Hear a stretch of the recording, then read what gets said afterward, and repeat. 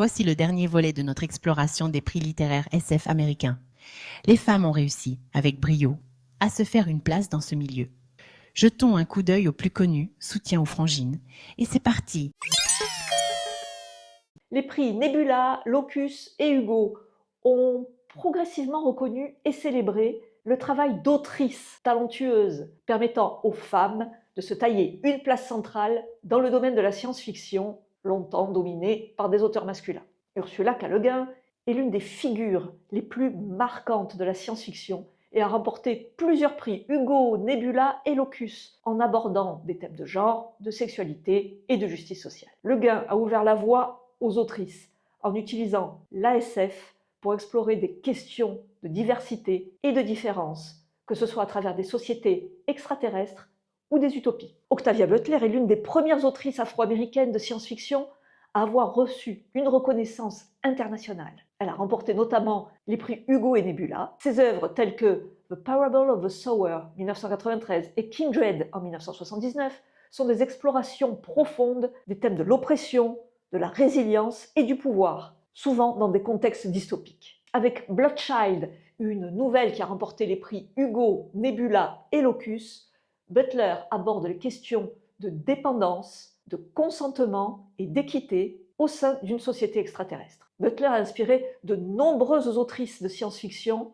à explorer des perspectives intersectionnelles et à représenter des personnes issues de milieux divers, contribuant à une science-fiction plus inclusive et variée. Connie Willis est une autre figure majeure, avec un palmarès impressionnant aux Hugo et Nebula, pour ses récits mêlant science-fiction, histoire et humour. Ses romans comme Doomsday Book, le grand livre, qui a remporté les prix Hugo et Nebula en 1993, et Blackout All Clear, lauréat des Hugo et Nebula en 2011, combinent science-fiction et voyage dans le temps, permettant de revisiter des moments clés de l'histoire humaine, tout en explorant des questions de moralité, de sacrifice et de responsabilité. Willis se distingue par un style narratif accessible et humain, tout en proposant une vision de la science-fiction où la légèreté côtoie la profondeur. N.K. Jemisin est devenue l'une des voix les plus influentes de la science-fiction contemporaine, et elle a fait l'histoire en remportant 3 Hugo consécutifs pour chaque tome de sa trilogie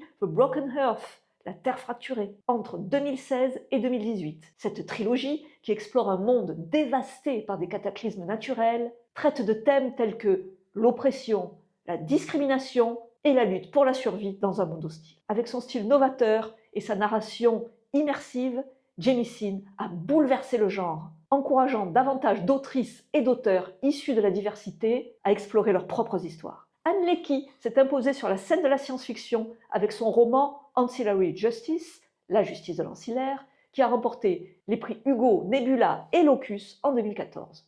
Le roman explore la question de l'identité et de la conscience à travers le personnage d'un ancien vaisseau militaire dont les esprits multiples cohabitent dans un seul corps. Leckie a également introduit une vision unique de la représentation du genre en créant une société où les distinctions de genre sont floues et non significatives. Son approche révolutionnaire a fait d'elle une autrice de science-fiction audacieuse. Marie Robinette Kowal, avec sa Lady Astronaute, a captivé les lecteurs et remporté les prix Hugo et Nebula pour The Calculating Stars 2018, qui réimagine l'histoire de la conquête spatiale dans une réalité alternative où une catastrophe climatique précipite la colonisation de l'espace. À travers ses personnages féminins et ses intrigues, qui mêlent histoire et anticipation, Kowal remet en question les rôles traditionnels de genre et explore les enjeux de la conquête scientifique. Voilà, ce tour d'horizon des prix américains est terminé.